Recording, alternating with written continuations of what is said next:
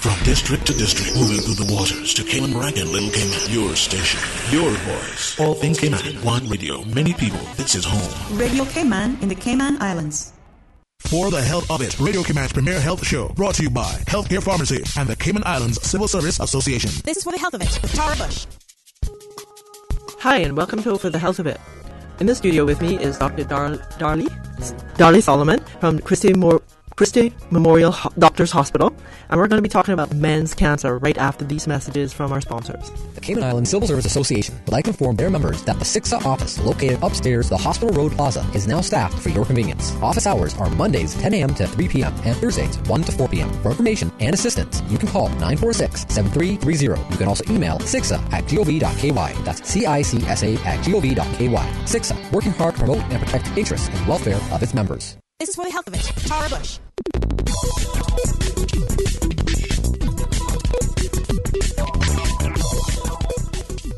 Hi, Dr. Solomon. Welcome to For the Health of It. Good evening. It's good to be here. So we're going to be talking about men's health, and this is November, and you and Dr. Slutsky did a presentation on for men's cancer last week, Thursday, for the November group. How did it go? It was really well attended. I suspect there was about 150 people there. A lot of men got tested at the PSA screening. It was well received. So what do you think is the biggest health issue facing men today? Well, we all are worried about cancers, but I think when it comes to men, the most important thing is that men don't see doctors as early on in their life as women, and they don't really go to doctors. So, for example, a woman is about 33% more likely to go and have a consultation with a physician. Now, I think that's probably related to the fact that women may get on birth control in their teenage years, so they're used to going to a gynecologist and getting examined. Certainly with childbirth, you usually get plugged into the medical system. And so women are accustomed to going to see doctors on a fairly regular basis, whereas men are usually reluctant to. And so a lot of times the diseases that happen, even high blood pressure, high cholesterol, diabetes, those things are picked up earlier in women because they tend to see doctors more frequently and earlier on than they are in men. And so when men are diagnosed, usually it's later on, and the disease is kind of already taking a toll. And so that, to me, is one of the biggest issues with men's health. Now, of course, there's always issues with cancers. I mean, some of the leading causes of deaths are heart disease, cancers, diabetes, stroke, and they all affect both men and women. Some cancers are more prominent in men, but for the most part, lung cancer is the biggest risk of cancer in both men and women. For men, prostate cancer would be next, and then colon cancer. And so if we talk about cancers, those are the three big cancers for men. But you also have to think about diabetes, coronary artery disease, and stroke. Right. They're all the big ones. Mm-hmm. So how do you think we could, as a society and maybe as a father and son, start to generate that it's okay to go to a doctor relationship? I think we're trying to do a good job with the November organization. We're publicizing it and getting people's attention. I mean, and letting them know about screening. So we do a good job of telling men, particularly African American or men in the Caribbean of African descent, that they need to be screened for prostate cancer, usually in their 40s. So we get that word out. Good. But, I think it'd be good to start recommending that, hey, look, maybe when you're 30, you need to be screened for high blood pressure and check your sugars and see see if you're at risk for diabetes, or check your cholesterol level, and especially if you have some family members. And I think that would be the next logical step in terms of recommending what age men should get screened, because if they have a woman in their life, she's more apt to say, okay, you're supposed to go get screened, so go ahead and take care of business.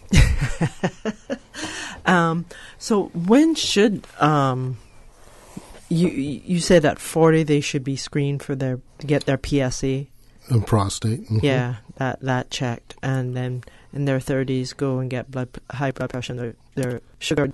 Could they start earlier? Or? Absolutely, especially if there's a risk factor in the family. For example, if your parents have diabetes or heart problems, if you have a parent that died at an early age of some disease, whether it was stroke or heart attack or diabetes or cancer, then you should pay attention to that, because the chances are that you're at higher risk of developing that same disease. diseases, lifestyle diseases such as high blood pressure and diabetes, they're kind of silent killers because you don't know that you even have it till. Unfortunately, a lot of times I had a patient in the office earlier today, and she said, "I have diabetes," and I said, "Well, yeah, according to the test, you have diabetes." And she was there to see me for a surgical issue, but I looked back through her lab work, and her hemoglobin A1C was elevated, and technically, if that's elevated, you've got diabetes, and so she didn't even know that. Yeah, and what can you when they find out, when your patients find out they have, these issues, do they tend to take it seriously, or they go, well, it's a little bit of high blood pressure, it's a little bit of sugar, or are they starting to? Well, I'm a general surgeon, so usually when I see patients and the processes that they have, it's a little more urgent. If you need to have your appendix out or have a hernia fixed or your gallbladder out or your colon out, those are more urgent, and those kind of get your attention. Whereas diabetes is kind of subtle, and I think that's a challenge to the general practitioners out there to emphasize and get people to appreciate that these diseases, if left unchecked, do have consequences. Now, if they have a family member that has had hypertension and went on to develop kidney disease and maybe on dialysis, well, they may pay a little more attention. And, behavior modification is a very tough thing. But I think that the more we have these discussions and the more we talk about it and the more we emphasize the need for prevention, and I think worldwide the cost of health care is becoming unbearable. I recently saw an editorial in the Compass about the cost of healthcare, and what we know is that an ounce of prevention is worth a pound of cure. And so, if we can head these chronic diseases particularly off at an earlier stage, we're gonna improve quality of life, and we're gonna save money. Yeah, which will improve the quality of your life as well. Sure. Medical illness in the U.S. is the leading cause of bankruptcy. Yeah. So, if you think getting regular checkups are expensive, wait till you get sick. Yeah. That becomes unbearable. Yeah, that's for real. So, young men, too, shouldn't ignore their health because that young, is it 14 to 22 or so mark, is testicular cancer. Yeah, but that's a little less common. But absolutely, if there's something going on in your body that you even get a hint or question, is this normal? Mm-hmm. You should get checked out. And nowadays, it's so easy for people to Google anything. Just Google the symptoms and see what they say. That's likely to scare you enough to go see a doctor. Dr. Google. Dr. Google. So you tell your patients to look at Dr. Google or to ignore it? I know that some people will do that absolutely as the first step before they come to see a doctor. So I think that we have to recognize the world we live in, and the technology can be an asset. So as a matter of fact, I think that at some point in time, prior to coming in to seeing a doctor, we already have intake forms that they fill out prior to coming to see me. And so if we can do that and then they can list their symptoms, well, we can have a pretty good idea of what's going on before we even get there. So technology, I'm 100% behind it. Great. So let's touch a little bit on one of your specialties, colon cancer. Mm-hmm. What are the signs of it? Well, unfortunately, with a lot of these illnesses, you don't have any signs until it's far on down the line. And so by the time you have signs with colon cancer, you really have a problem. So some of the signs may be abdominal pain, change in caliber of stool, change in bowel habits, bloating, constipation, diarrhea, weight loss. You know how hard it is to lose weight. So if you're losing weight and you're not trying, that's a red flag. And of course, if you pass blood, nobody should be passing any blood in their stool. Yeah, and that's an absolutely literally, no pun intended, a red flag. So you our listening audience has an idea that these are the symptoms, and if you're experiencing them, go to a doctor right away. Absolutely. What's some of the advice you would give to people who either have a family member who's had colon cancer? When should they start getting? Well, the consensus recommendation is about 10 years before the onset of when the other family member was diagnosed. But so if they were diagnosed at age 50, then they'd recommend 40. If they was diagnosed at 40, they would recommend 30. So about 10 years before they were diagnosed with the cancer. Are you seeing patients younger and younger coming in with colon cancer? Now, this is interesting. So we've gotten pretty good, and everybody pretty much knows that the recommendation for screening for colon cancer was age 50 generally. And what we did was we got so good at doing that the number of people dying from colon cancer over the age of 50 was decreasing. But simultaneously, we saw that the number of people developing cancer under the age of 40 was increasing. So it's almost epidemic now that people under the age of 40 are developing colon cancer. And so the recent recommendation came out just this year that the new screening age for everybody in general is 45. Now, if you've got a family member and have some risk factors, then it can be lowered. For example, African Americans, they usually recommend that they are tested 5 years earlier, so that would be age 40. But they've moved it down, and particularly in colon cancer, because a lot of these colon cancers start out as polyps. And if we can do a colonoscopy and identify these polyps and take them out when they're the size of a small grape before they even turn into cancer, well, that is a tremendous opportunity to, one, deal with something before it becomes a cancer. So the emotional burden and the financial burden is very, very different. So I'm talking to Dr. Solomon at Christie Memorial Doctors Hospital, and if it's about, the topic is men's health, and if you want to call him, ask him a question, the number is 1-800-534-8255, and Dr. Solomon will answer your questions. So that's pretty interesting that the age has gone down. What number one piece of advice for prevention? Well, there's several things that increase your risk. A lot of cancers have been linked to obesity and diet.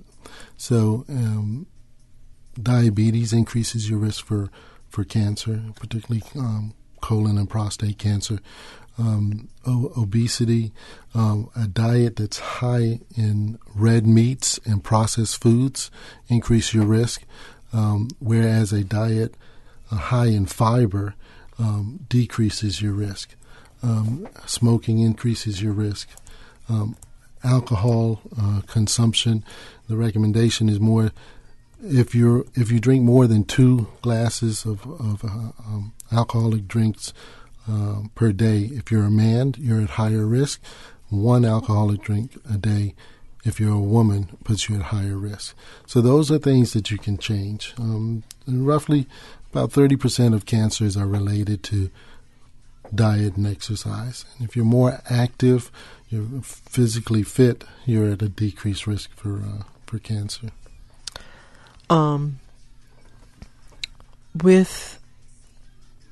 With colon cancer and diet, do you think we in the Caribbean understand what fiber means? Yeah, I think so. I mean, I've come across a lot of people, particularly people with constipation, and they say, "Well, I'll eat some papaya, and it helps." And in that particular case, I think most people nowadays know, and you can trace it back to the old "an apple a day keeps the doctor away." An apple has about 4 grams of fiber in it, and nowadays, if you look at any ingredients on a label, they're going to tell you how much fiber. So I'm pretty sure that the average person has an idea of what fiber is.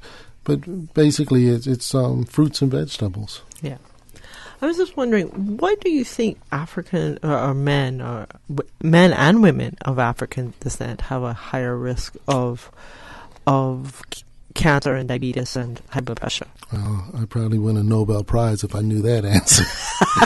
There's a lot of speculation, and I guess it probably comes down to genetics and how we, what we have been accustomed to eating over eons, and a plant-based diet has been proven to be beneficial. They have something called blue zones all over the world where they find people living to hundreds, and what they found is that a lot of those areas either have a vegetarian-based diet or a Mediterranean-based diet, and so a lot of it has to do with the diet.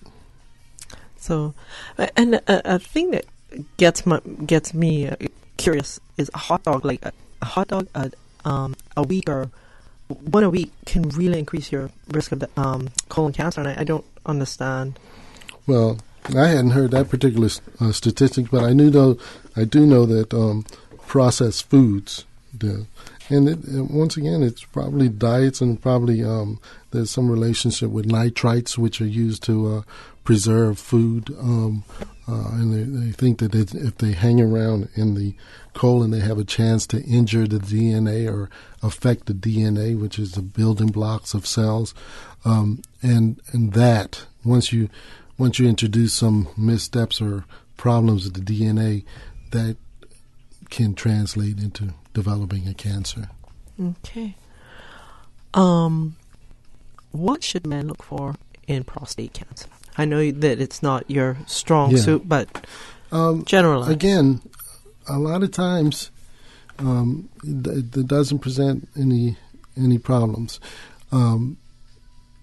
But one of the things that men should pay attention to is if you start having, you're getting up at night 3-4 times a night to urinate, you're having trouble initiating your urine or your stream, you have to stand closer to the urinal, you have to bear down or strain. You don't start peeing as soon as you want to. You have to wait a while. Those are all signs. And certainly if you saw blood in your urine or blood in your semen, then those are signs that you should get checked out. What age? As I say, I would recommend age 40, having the discussion. And there's some controversy about PSA screening, and to be honest, I'm not well versed about it. I err on the side of get screened. It's not going to hurt.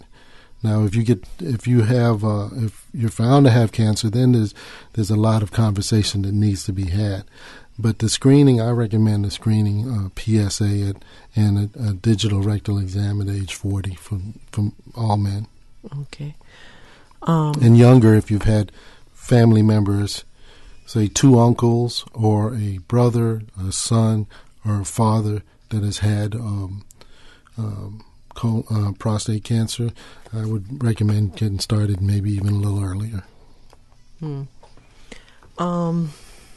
What are some things that young men can do for their health other than see a doctor to make sure that they're well into their future? Maintain a healthy diet, a high fiber diet.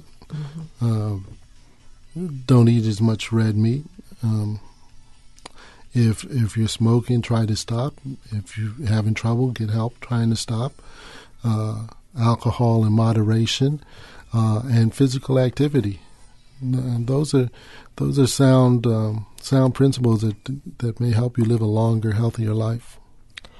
Now, we hear a lot on TV, if we watch the ads, about low testosterone. When do you think men need to go see a doctor for that? Well, I think that's probably a good thing. That probably will get a man to see a doctor. That's probably one thing. We probably need to use that more often, because I recently heard that the statistics are that about 40% of men over the age of 40 have some issues with erectile dysfunction. Now, I know Viagra and Cialis are probably billion-dollar drugs. So somebody is using them, right? So that might be a good impetus to have men get checked out. If you're having, because when you do have something like erectile dysfunction, the first thing you have to do is check and see, is it some other problem that's causing this, other than maybe stress or something like that. But you always have to check for like diabetes, because the blood supply could be affected with diabetes or high blood pressure. So those would be things that would be checked out. So that, to me, we probably don't emphasize that enough. That if you're having, because if you think 40%, that's 4 out of 10 men over the age of 40 have at least some experience or some comment about, okay, this doesn't work like it used to. And to me, that probably would get men's attention and probably would make them seek advice. If they started saying, hey, look, if you're in that situation and it's not just a one-off thing, then you probably need to go talk to your doctor. Right. Testosterone levels drop to your energy levels drop. They do. And typically, around the age of 40, 40 to 50, your testosterone levels start to go down.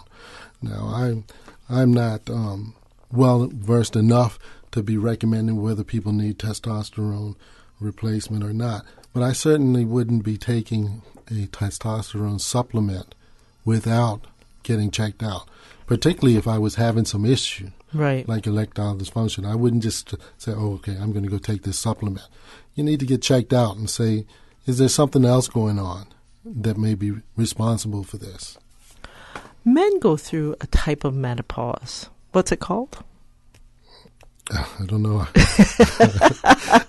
But they do, right? I mean, we always talk about midlife crisis in men, but I think, I forget the name. Well, I know men do have midlife crisis. That's no secret. But I also know that I recently saw where some actor who was 70 years old just had a baby. So apparently the some things are still working. But yeah, I mean, everybody has a period in their life where hormones change. And so it's not, it's documented that your hormone levels can change, and it's not a bad idea if you're going through something to maybe get those hormone levels checked. It may be a simple thing of a bit of testosterone might help. As I say, that's something that you have to talk to somebody a little better versed than me about. But certainly, if you're having issues, if you're going through a crisis or a midlife change, and certainly, one of the things we don't talk about enough with men is depression. Men are very bottled up. They don't share their feelings. I mean, the strong macho type, especially Caribbean men. I don't know many Caribbean men that freely express their emotions or their or I don't know, I guess you could say in touch with expressing how they feel and what they're going through. It's basically just you're a provider, you get up, you go to work, and that's who they are. But certainly if they're going through some midlife crisis or something, certainly one of the thoughts they should go through their loved ones, their wives or their parents or their siblings or something, is that I wonder, is he depressed? Because depression can manifest itself in different forms. Sometimes it can manifest as people just withdrawing. Sometimes it can manifest with the opposite, anger. And so it can manifest itself in different ways. So if you notice a change in a man around that age, then you have to think, well, what's going on in his life? Is there something going on that's affecting him? And maybe he is depressed because it might not look the same. Whereas a woman might just come straight out and say, I'm sad. I might not know exactly what's happening, but I'm sad. You rarely get that from a man. That's true, yeah, for real. Well, we have about 2 minutes left, and before we leave, maybe I haven't touched on something that you wanted to bring up during the interview. Well, I think we covered a lot in a short time, and I appreciate the opportunity. But once again, I want to express my appreciation to these organizations like November, the Lions Club, the Breast Cancer Foundation, and certainly the Cayman Islands Cancer Society, because they are really putting the message out there to the community that, these are illnesses we need to be aware of, because information is power. And the more we talk about it, the more it becomes a common dialogue in our community, the better off we're going to be as individuals and as a community. Wonderful. How can our listeners reach you if they want to Well, I'm at CTMH Doctors Hospital. We've got a website, and we've got Nurse Jennifer who coordinates that. And if they go and check again, we're using technology. Yeah. If you go to our website, you can send me a message. You can set up an appointment. So it's easy enough. If anybody wants to find me, CTMH Doctors Hospital. Most people know where it's at if you want to stop by and schedule an appointment. Or the number to my assistant is 914-6511. That's 914-6511. That gets you directly to an assistant who will set up a consultation if they need to. Well, thank you so much for being on For the Health of It, and you're welcome to come back on anytime that you want, and we're moving you to the life you want. Thank you. Healthcare Pharmacy's second location in Governor Square on 7 Mile Beach has everything you would expect from a pharmacy and more. You can refill and transfer your prescriptions from your phone or desktop and pick up at either one of our locations in Governor Square or Grand Harbor. And remember, our Governor Square location is right across from Public Beach. Drop in and stock up on sunblock and beach goodies Monday to Friday, 9 to 6, and Saturdays, 9 to 2. Healthcare Pharmacy. We care about your health. The Cayman Islands Civil Service Association would like to inform their members that the CICSA office located upstairs the Hospital Road Plaza is now staffed for your convenience. Office hours are Mondays 10 a.m. to 3 p.m. and Thursdays 1 to 4 p.m. For information and assistance, you can call 946-7330. You can also email cicsa@gov.ky. That's CICSA@gov.ky. CICSA, working hard to promote and protect the interests and welfare of its members.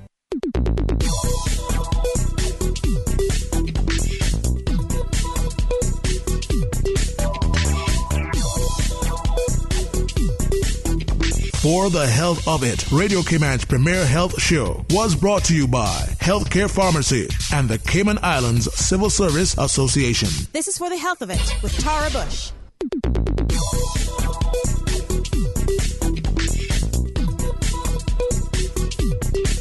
Cayman's cruise industry must be preserved and developed. It is a myth that the cruise lines will continue to call on Cayman at the rate they do now without the piers. It is a fact that the mega-class ships will not be tendered. Arrivals will decline by half over time as the older ships are decommissioned. This will hurt our economy and thousands of Caymanians who work in this industry. If we want to continue providing opportunities for Caymanians, we need the piers. Support the piers. Support our tourism. You are listening to Radio Cayman, your voice, your choice, your radio, on this Wednesday, November 21st, 2018. Of course, we continue with a repeat of course, our LA proceedings. We continue tonight with part 4 of the November 15th sitting.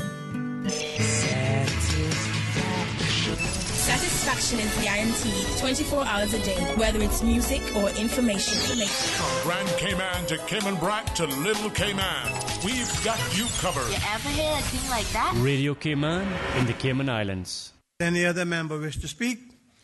The member from Eastern. Mr. Speaker, let me thank you for the opportunity. Mr. Speaker, what is it they say about money should not serve as a motivator? Whoever said that didn't understand what they were saying.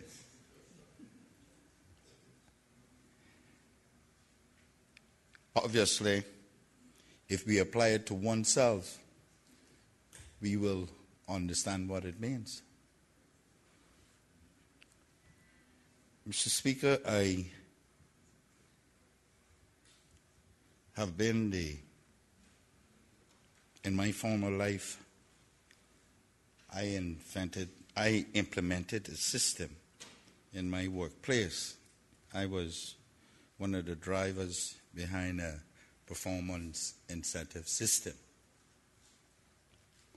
And I will touch on that in a bit. But before I do, I want to say that the example that the Deputy Governor gave was one that really made me come to appreciate I think his office and the staff in his office much more. But he's been a little modest in saying that he didn't have anything to do with it, because I called him that night. And he said he would see what he could do. And somewhere around 9:10 the next morning, he called me and left a message. And when I called back, it was to say that he needed the people in to the office by 11 o'clock to swear them in, to swear the lady in. And by the time I got to them, which was hanging up from him, someone else had already called them. So I certainly would like to publicly thank all of them for it, but the Deputy Governor had his role to play in it as well. Because I understand how sensitive those things are and how careful one has to be to carry out that particular system or that particular process. We have to be extremely careful when we do that to know that the person has cleared all the hurdles. And then I should also extend my sincere thanks to the ladies over at Passport Office, who in record time made sure that lady had the passport to be able to leave to get to Bascom Palmer for eye treatment. And I am sure they are very grateful to the civil servants as well. Mr. Speaker, as a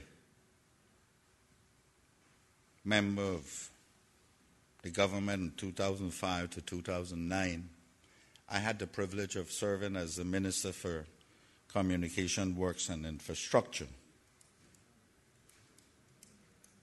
One thing I said to the chief officer when I arrived there was,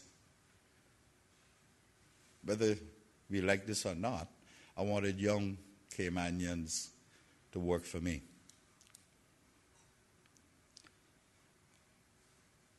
And so it was done. They all came in there with relatively